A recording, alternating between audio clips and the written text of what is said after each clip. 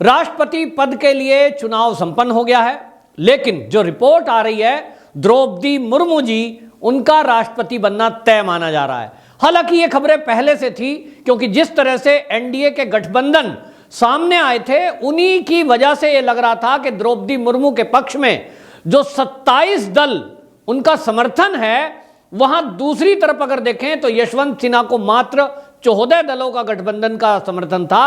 अब ये 14 और 27 का खेल नहीं है, लेकिन खेल था एमपी और एमएलए किसके पक्ष में ज्यादा हैं। तो ये पहले से ही पता लग रहा था कि द्रौपदी मुर्मू के पक्ष में जो उत्तर प्रदेश के एमएलए हैं, जो वहां के सांसद हैं, उनका जो एमएलए का वोट का वैल्यू है वो सबसे ज्यादा है देश के अंदर। और इसलिए माना जा रहा था कि वो जो वोट प्रतिशत है, जिसमें 50% से ज्यादा पर राष्ट्रपति का चुनाव हो जाता है, वहां द्रौपदी मुर्मू जी के लिए यह प्रतिशत 62 के करीब बैठ रहा था।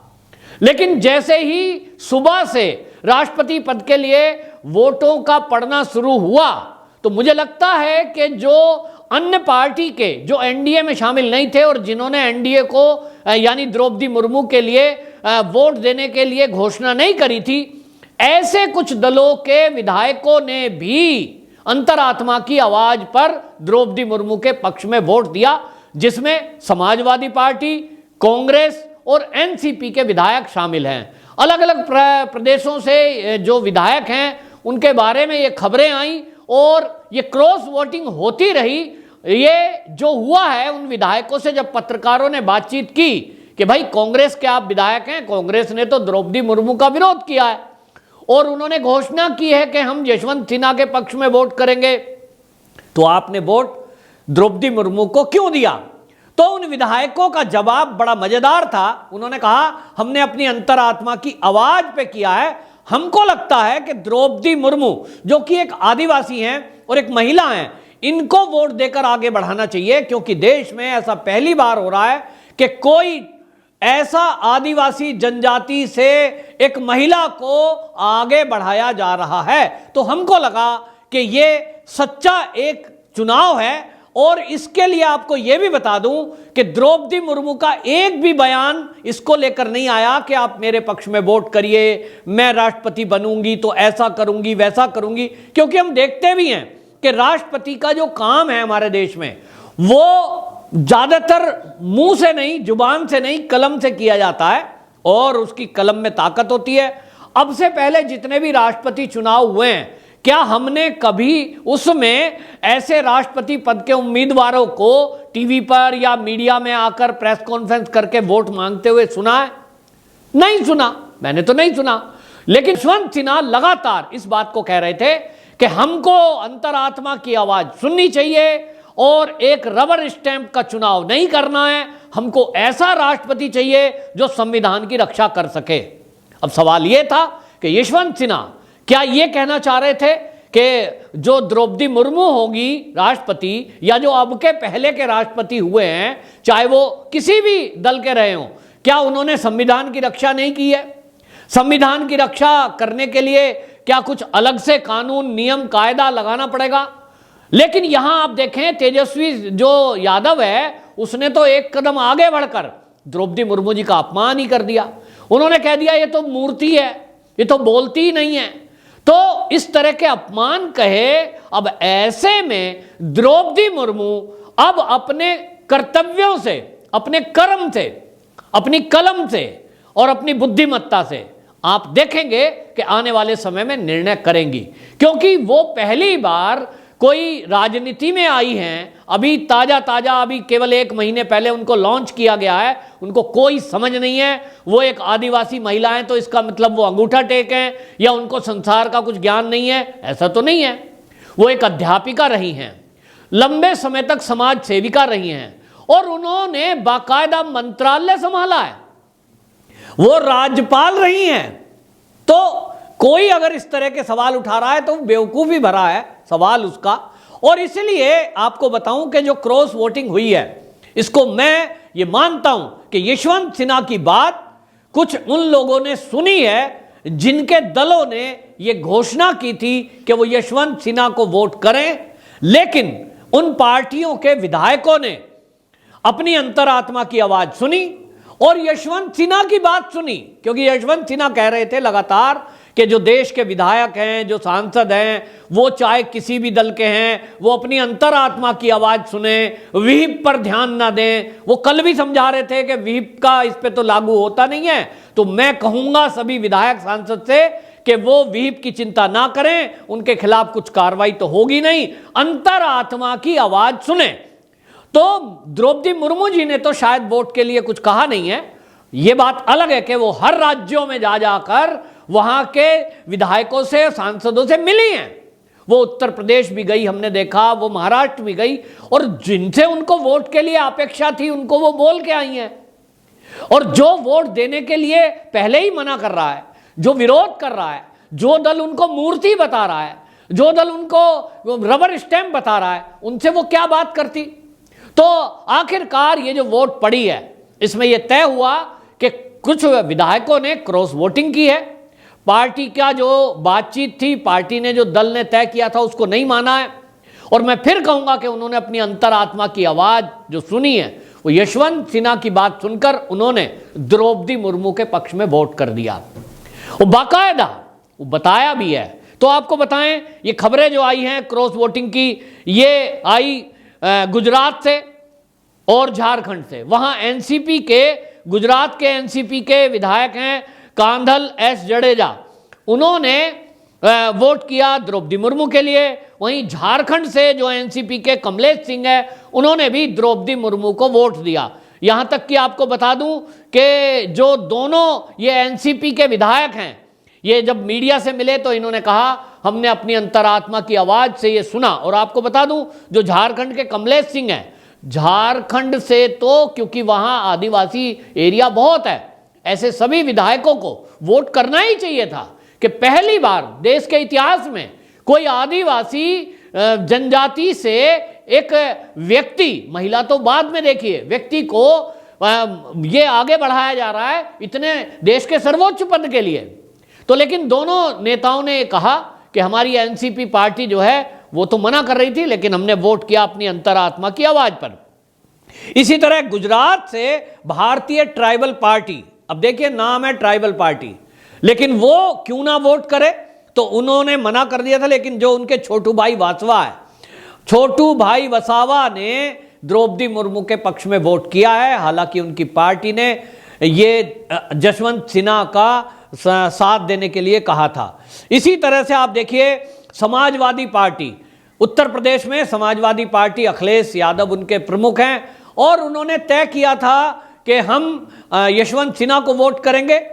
इसके लिए शिवपाल यादव ने पत्र भी लिखा था अखिलेश यादव को, और उन्होंने एक ऑब्जेक्शन लिखते हुए उसमें लिखा था कि आप एक बार अपने ये जो आपने निर्णय लिया है यशवंत सिन्हा का साथ देने का, इस पर निर्णय करें, इस पर विचार करें। क्योंकि ये जो यशवंत सिन्हा है, इन्होंने हमारी जो पार्टी के मुखिया थे और नेताजी उनको बोलते हैं, जो अखिलेश यादव के पिता भी हैं मुलायम सिंह यादव जी, उनको आईएसआई का एजेंट बताया था। लेकिन अखिलेश यादव पर चाचा के इस पत्र का कोई फर्क नहीं पड़ा और उन्होंने कोई चिंता नहीं की। मेरे पिता को आपने कितनी गाली दी हो, मेरे पिता को आपने चोर डाकू कहा हो, मेरे पिता को आपने आतंकवादी का एजेंट कहा हो, लेकिन हम तो वोट वहां करेंगे जहां हमारा मित्र कांग्रेसी कहेगा। क्यों? विरोध के लिए विरोध करना है। उनको ये नहीं देखना कि आदिवासी एक महिला पहली बार संसद वहां राष्ट्रपति चुनने जा रही है, तो अच्छा होता कि हम उसको आगे बढ़ाने के लिए करें। लेकिन समाजवादी पार्टी की लिस्ट में शायद आदिवासियों के लिए या महिलाओं के लिए उस तरह का विचार नहीं है, तो इसलिए उन्होंने वोट नहीं किया। लेकिन पार्टी की गाइडलाइन से अलग शिवपाल यादव और सहजिल इस्लाम, ये दोनों ने वोट किया द्रौपदी मुर्मू को। इसी तरह कांग्रेस में क्रॉस वोटिंग हुई।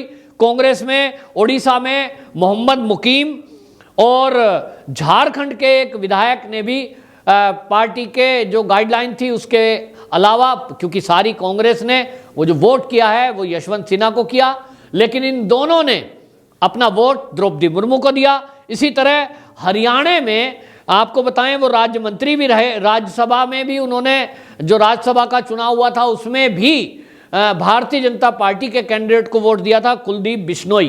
ये कुलदीप बिश्नोई ने भी मीडिया से बात करते हुए यही कहा, मैंने अपनी अंतरात्मा की आवाज पर वोट किया है और मेरी अंतरात्मा कह रही थी कि यशवंत सिन्हा से कहीं अच्छा द्रौपदी मुर्मू एक कैंडिडेट अच्छी हैं और मुझे उनको देना चाहिए वोट, इसलिए मैंने उनको दिया। तो कुल मिलाकर के क्रॉस वोटिंग हुई है और इसमें 4,800 विधायकों और सांसदों ने वोट किया। 27 दल मुर्मू जी के पक्ष में थे, 14 दल जो है यशवंत सिन्हा जी के पक्ष में थे। और स्पष्ट तौर पर जैसा यशवंत सिन्हा जी कह रहे थे या विपक्ष कह रहा था, अगर अभी मैं एक विश्लेषक के तौर पे कहूं कि अगर दोनों की तुलना करें तो द्रौपदी मुर्मू, हो सकता है उनका राजनीतिक अनुभव यशवंत सिन्हा से कम है। यशवंत सिन्हा अपने बातों में कई स्टेट में हमने कहते हुए सुना, बिहार में खास तौर पे मैं उनकी बातें सुन रहा था, जब वो बिहार पहुंचे थे तो वहां वो बोल रहे थे, मैं एक IAS अधिकारी रहा हूं, मैं बिहार में जन्मा हूं, मैंने इतनी लंबी पारी खेली, राजनीति का अनुभव गिना रहे थे।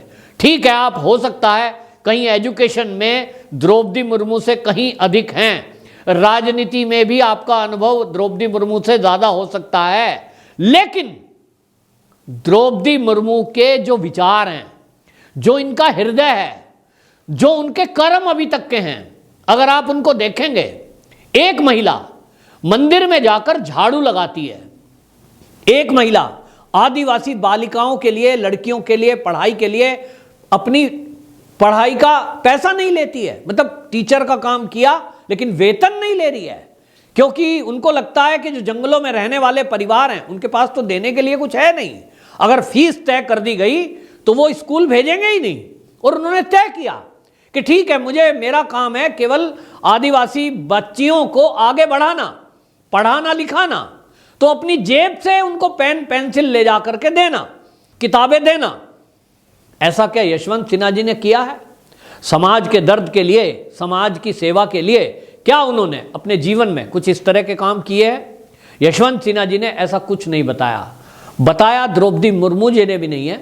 लेकिन एक मैं पत्रकार होने के कारण और एक राजनीतिक विश्लेषक होने के कारण मैंने ये खोजा, तो उनका जो पुराना जीवन है उसमें पाया कि एक संघर्षों से निकली हुई महिला, जिसके घर में लगातार एक के बाद एक उनको झटके भी मिले हैं, जवान लड़के की मौत होना और फिर किस तरह से उनके पिता, माता, पति का छोड़कर चले जाना, इस तरह की एक लंबी जो है प्रक्रिया रही उनके साथ दुखों की। लेकिन उसके बावजूद भी उन्होंने ना हिम्मत तोड़ी अपनी और ना सामाजिक काम छोड़ा अपना। तो ये जो जीवन उन्होंने जिया है, ऐसा ईमानदार व्यक्तित्व यदि हमारा देश का राष्ट्रपति बनता है तो दल उनके लिए वैल्यू नहीं रखता है, ये डिजर्व करती हैं। उसी तरह जैसे कभी हमने APJ अब्दुल कलाम, उनका जीवन भी ठीक इसी तरह लगभग था जैसा द्रौपदी मुर्मू जी का है, कि बहुत ही गरीबी में, जंगल में, आदिवासी एरिया में वो जन्मे, किस तरह से उन्होंने पढ़ाई की दूसरों की मदद से, और एक पूरा ईमानदार पूर्ण जीवन उन्होंने जिया।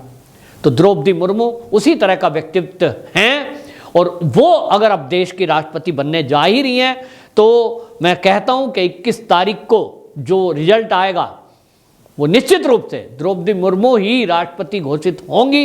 ये हमारे लिए गर्व की बात है, हमारे लिए सौभाग्य की बात है और हम सब देशवासियों के लिए ये एक उदाहरण भी है कि यदि कोई व्यक्ति सच्ची श्रद्धा से, सच्ची लगन से और ईमानदारी से अपना जीवन जीता है तो उसका जो चरित्र है, उसके जो कर्म है, उसका फल उसको जरूर ईश्वर देते हैं। ये एक जीता जागता उदाहरण द्रौपदी मुर्मू के जीवन से हमें मिलता है। तो राजनीति में भी जो लोग काम कर रहे हैं, जो लोग राजनीति में काम करने की इच्छा रखते हैं, जो राजनीति को अपना कैरियर बनाना चाहते हैं, वो सब द्रौपदी मुर्मू जी के जीवन को अपना प्रेरणा का स्रोत बनाएं और उनकी जीवनी पढ़ें, उनके जीवन को देखें, कैसा जीवन उन्होंने जिया है। निश्चित रूप से बहुत बड़ी प्रेरणा उनसे मिलेगी। अभी तक APJ अब्दुल कलाम के बारे में जो किताबें लिखी गई हैं, मैं आपसे कहूंगा कि वो देश के वैज्ञानिक रहे, भले ही वो देश के राष्ट्रपति भी रहे, लेकिन तुलना नहीं है किसी दो व्यक्तियों की। लेकिन मैं कहीं देखता हूं तो बहुत ज्यादा कष्टों में द्रौपदी मुर्मू ने जीवन जिया है और हम सबको, अगर उनसे हम प्रेरणा लेंगे तो आप पाएंगे कि सनातन संस्कृति और इस देश के इतिहास के लिए और इस देश की संस्कृति को संजोने के लिए जो काम द्रौपदी मुर्मू ने किया है, ऐसा आज तक मेरी नज़र में किसी राजनीतिक व्यक्ति ने नहीं किया है। हम सबके लिए प्रेरणादायक हैं और हम सब सौभाग्यशाली हैं कि हमें द्रौपदी मुर्मू देश के 15वें राष्ट्रपति के रूप में मिलने जा रही हैं। वंदे मातरम।